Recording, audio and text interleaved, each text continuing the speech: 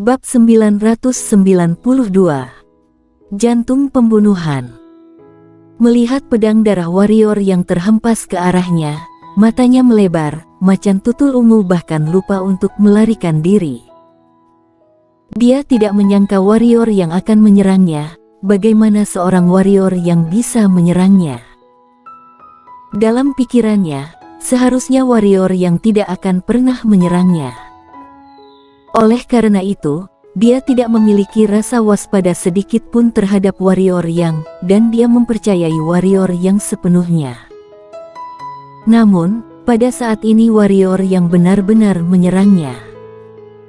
Melihat pedang warrior yang menyerang, Shiro yang berada di belakang macan tutul ungu pun matanya terbuka lebar, lalu pingsan karena kaget. Tepat ketika pedang darah hendak menebas kepala macan tutul ungu, tiba-tiba pedang itu berhenti. Tangan warrior yang gemetar, wajahnya berubah dan meronta-ronta. Hatinya sakit. Melihat warrior yang seperti ini, perlahan air mata mengalir dari mata macan tutul ungu. Hatinya sakit, bukan untuk dirinya sendiri, tetapi karena warrior yang, karena ia tahu bahwa warrior yang sedang kesakitan saat ini. Warrior yang tiba-tiba meraung, dan dinding jurang di sekitarnya langsung retak oleh teriakan itu. Siu Xia.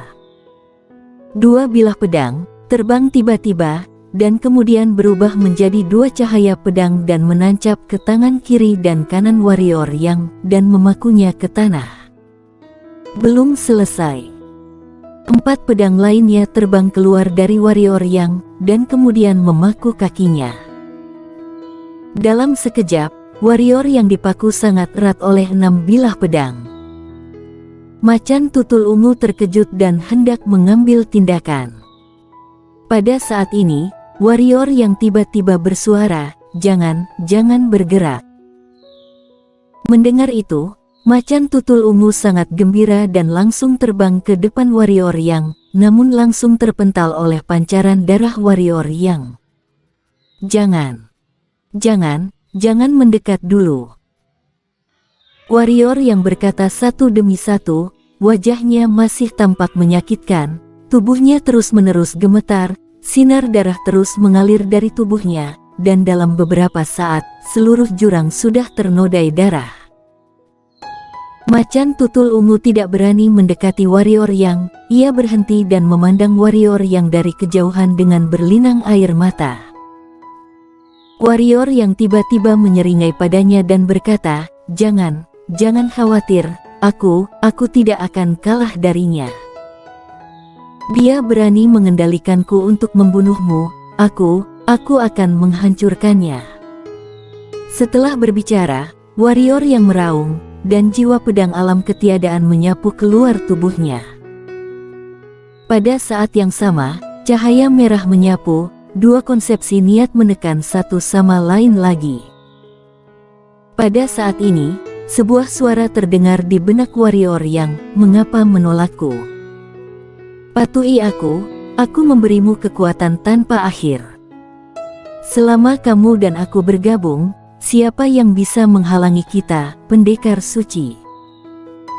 Mereka hanyalah semut, kalaupun tingkatannya di atas pendekar suci, itu juga hanya seperti semut yang sedikit lebih besar. "Ayo, patuhi aku, kau dan aku, bersama, kita bergandengan tangan untuk membantai dunia yang kotor ini. Bantai nenekmu." Warrior yang meraung dan berkata, "Persetan, kamu berani mengendalikanku dan membunuh valetku, kamu tunggu saja, aku akan membunuhmu." Tindakan Burial Sky sebelumnya, tidak diragukan lagi telah menyentuh batas yang sebenarnya. "Kamu tidak bisa mengalahkanku." Suara itu berkata, "Karena jantungmu sudah menjadi jantung pembunuhan." Jantung pembunuhan. Warrior yang mengerutkan kening, pikirannya masuk ke dalam tubuhnya. Ketika dia melihat jantungnya, raut wajah warrior yang berubah, karena jantungnya saat ini sudah berubah menjadi merah gelap yang aneh, dan memancarkan niat membunuh. "Sekarang jantungmu, jika tidak dipupuk oleh niat membunuh, jantungmu akan berhenti berdetak. Karena itu, kamu harus membunuh. Suara itu berkata, dan kamu dengan jantung pembunuhan dan niat membunuh alam ketiadaan setidaknya kekuatannya akan berlipat ganda. Baik itu niat membunuh alam ketiadaan atau jantung pembunuhan, akan kuberikan padamu, tanpa aku, kau hanya seekor semut. Kamu begitu hebat, mengapa mengikutiku? Warrior yang mencibir dan berkata, jika aku tidak salah menebak, kau perlu menggunakan manusia sebagai media untuk dapat mengerahkan kekuatan besarmu.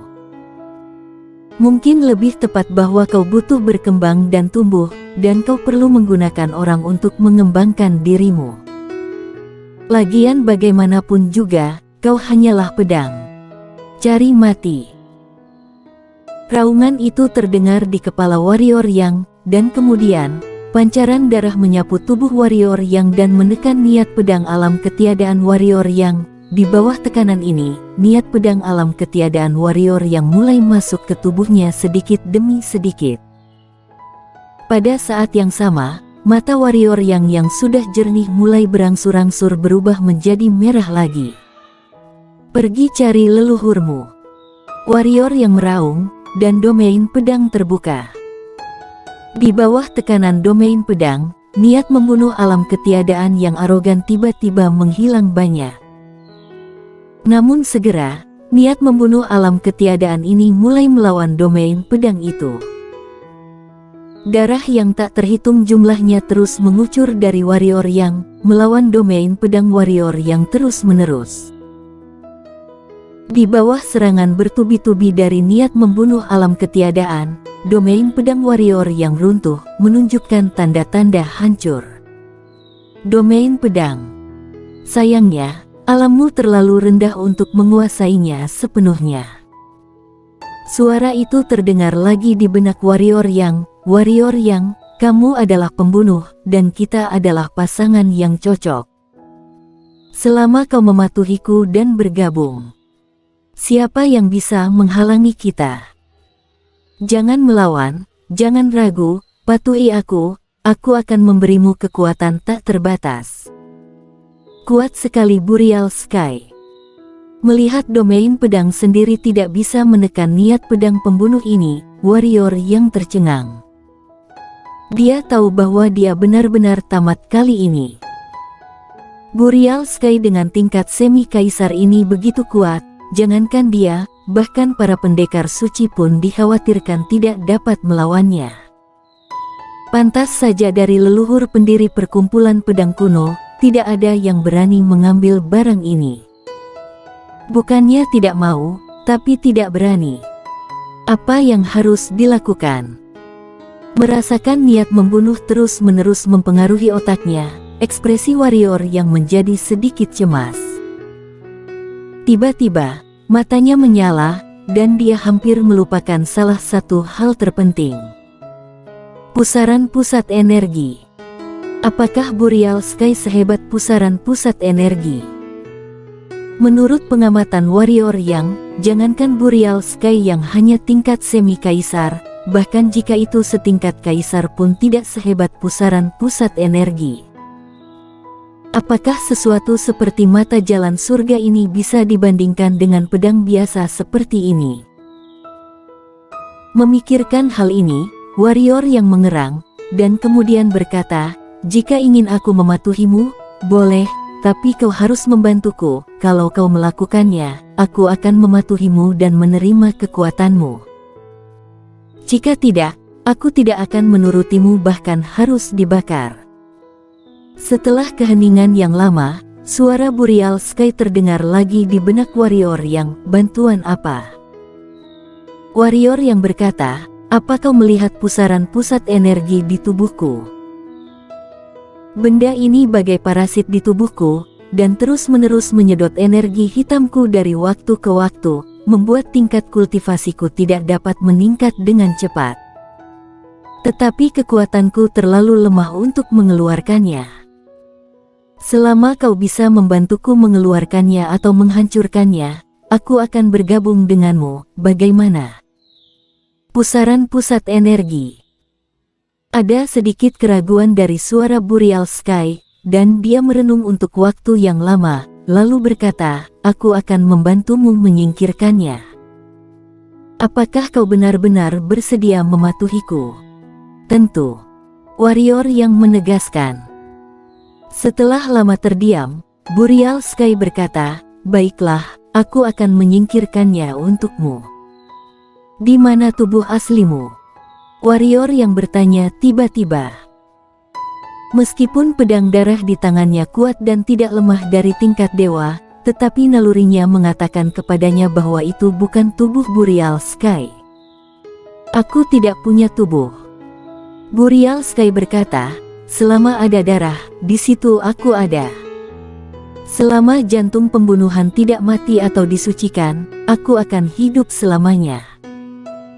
Jadi, kau dan aku sekarang sebenarnya adalah satu." Mendengar itu, mulut warrior yang berkedut, orang ini sudah terikat padanya. "Aku akan memecahkan pusaran pusat energi ini untukmu sekarang." Begitu Boreal Sky selesai bicara, pancaran darah langsung menyapu jantung warrior yang, dan kemudian bergegas menuju pusaran pusat energi. Dalam tatapan warrior yang, cahaya darah itu mengalir ke pusaran pusat energi.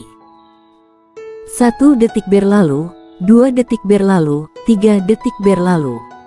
Bang! Tiba-tiba pusaran pusat energi berputar, dan kemudian sebuah kekuatan tak kasat mata bergetar keluar dari pusaran pusat energi, dan langsung mengenai jantung warrior yang. Jeritan mengerikan bergema di kepala warrior yang, dan warrior yang terkena ini pun kepalanya seperti terpukul, hampir pingsan sampai mati. Apa itu? Apa itu?" Suara ngeri dari Boreal Sky terus bergema di kepala warrior yang. Suara itu tidak hanya ngeri, tetapi juga gemetar, seolah-olah sesuatu yang mengerikan telah terjadi. Perlahan-lahan, jeritan Boreal Sky berangsur-angsur melemah, dan pada akhirnya menjadi setipis nyamuk. Pada saat ini, kepala warrior yang pusing, seolah-olah telah diisi dengan timah, sangat berat. Dia sangat ingin tertidur, tetapi dia tidak berani membiarkan dirinya tertidur, karena dia takut setelah dia tertidur, dia akan dikendalikan oleh Boreal Sky lagi dan menjadi boneka pembunuh seutuhnya. Menahan rasa sakit di jantung dan pusing di kepalanya, warrior yang mendesak jiwa pedang alam ketiadaan untuk menekan niat membunuh di tubuhnya.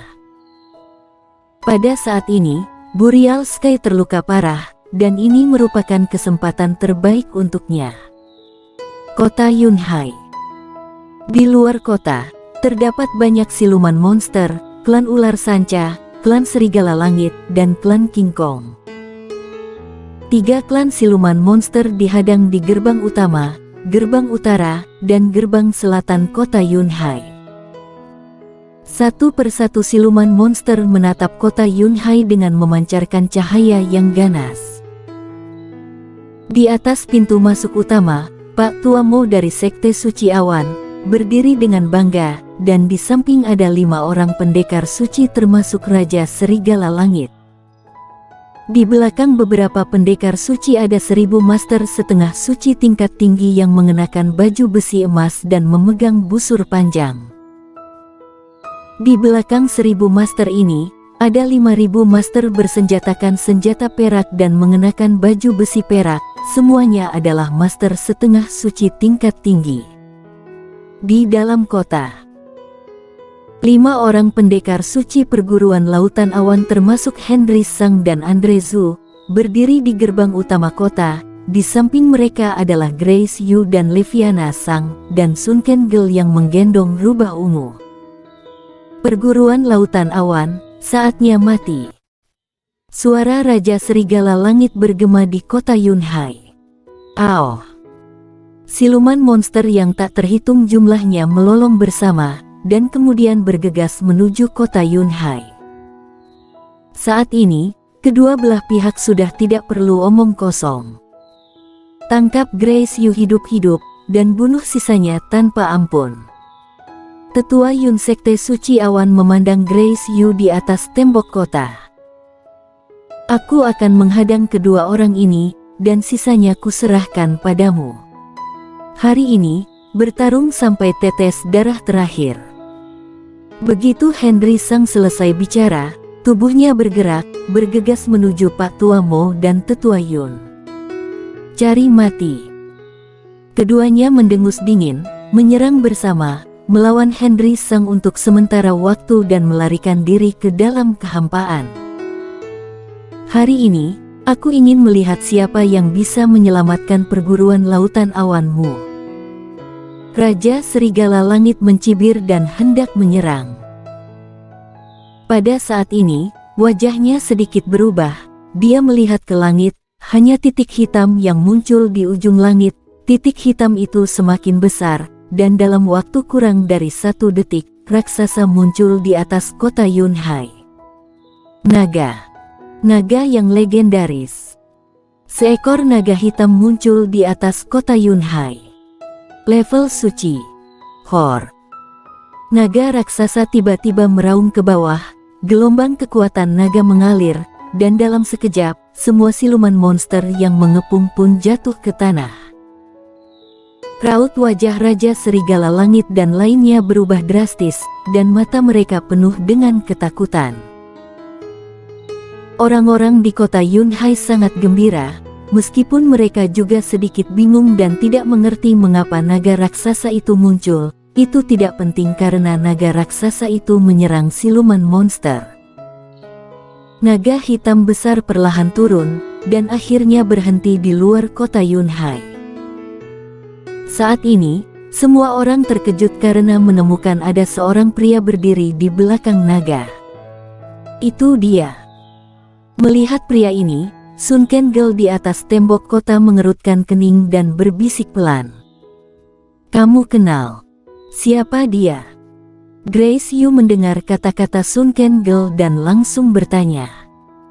Sun Kangol melirik Grace Yu, ragu-ragu, dan kemudian berkata, keluarga Lu. Keluarga Lu. Grace Yu mengerutkan kening dan ingin menanyakan sesuatu. Pada saat ini, pria yang berdiri di atas punggung naga tiba-tiba berkata, warrior yang keluar, ikut denganku. Suara itu tegas, bersambung.